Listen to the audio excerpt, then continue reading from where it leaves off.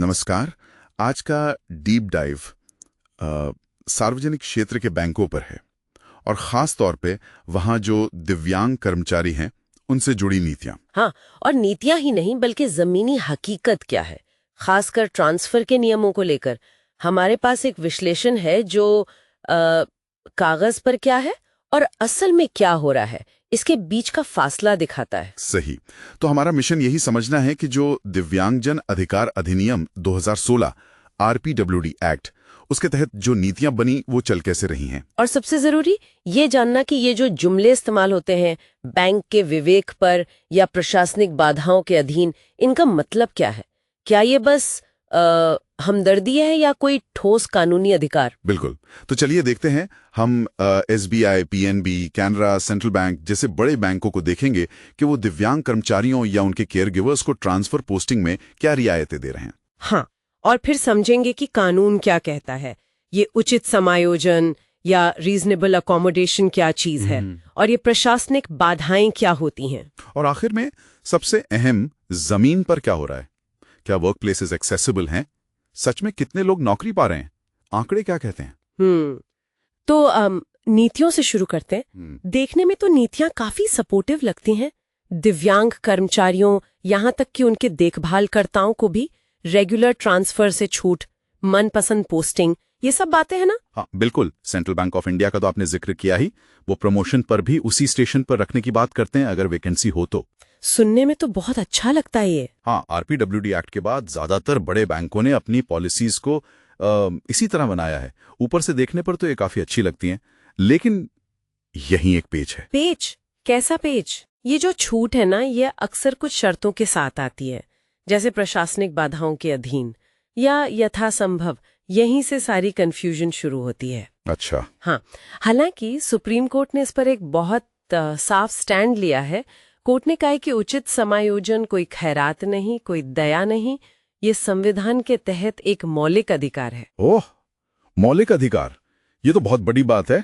इसने तो पूरा नजरिया ही बदल दिया। बिल्कुल। लेकिन फिर वो प्रशासनिक बाधाओं को क्या मतलब, बैंक क्या बस ये कहकर मना कर सकता है? ये तो फिर अधिकार को कमजोर करने जैसा हुआ ना। नहीं, देखिए, आपका सवाल एकदम सही है। कोर्ट भी ये मानती है कि प्रशासनिक बाधाएं एक हकीकत हैं, एक वैध सीमा है। बैंकों को भी तो देखना पड़ता है ना, संस्था कैसे चलेगी, बाकी कर्मचारियों के अधिकार, तो एक संतुलन बनाना होता है। अच्छा, संतुलन। हाँ, तो ये छूट या अधिकार अनलिमिटेड नहीं है, लेकिन और ये जरूरी है, बैंक अगर मना कर रहा है तो सिर्फ बाधा है कहने से काम नहीं चलेगा।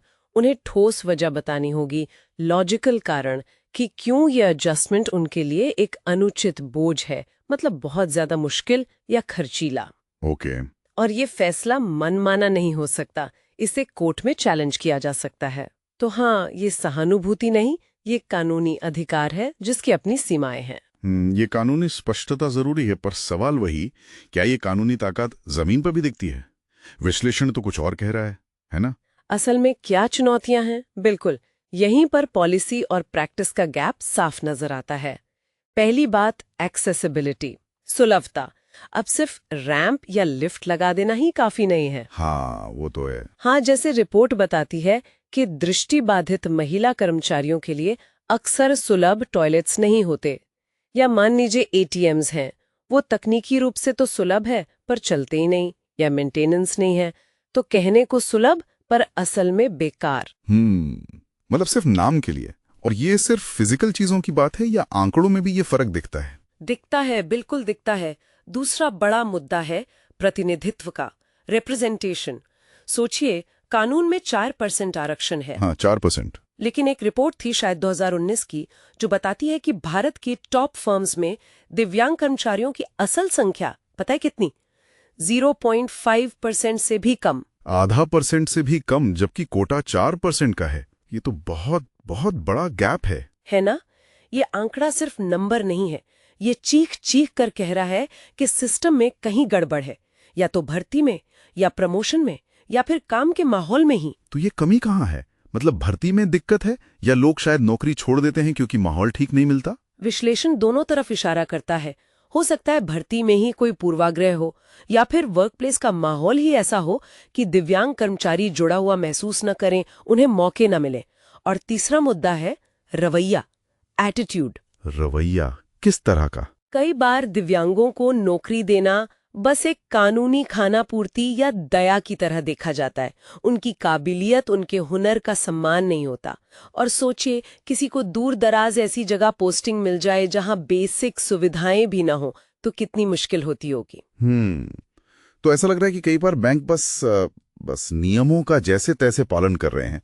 वो जो असली समावेशिता वाली भावना है वो शायद अभी भी नहीं आई है। एक तरह से कह सकते हैं मिनिमम कंप्लायंस वाली बात लगती है। तो इस पूरे डीप डाइव से एक बात तो साफ है कि भारत के पब्लिक सेक्टर बैंकों में दिव्यांग कर्मचारियों के अधिकारों के लिए पॉलिसीज हैं, कानूनी आधार भी है, और ये उचित समायोजन का मौलिक अधिकार बनना तो वाकई एक बड़ा कदम है। हाँ, ये बहुत महत्वपूर्ण है। लेकिन जमीनी हकीकत काफी अलग है।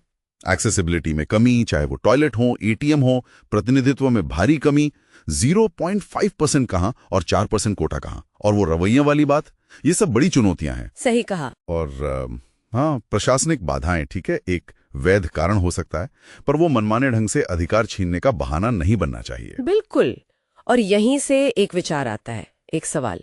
अब जब हम जानते हैं कि उचित समायोजन एक कानूनी अधिकार है, भले ही उसकी सीमाएं हों, तो दिव्यांग कर्मचारी या उनके लिए लड़ने वाले लोग इस प्रशासनिक बाधाओं वाली दलील को और असरदार तरीके से कैसे चुनौती दे सकते हैं? अच्छा सवाल है।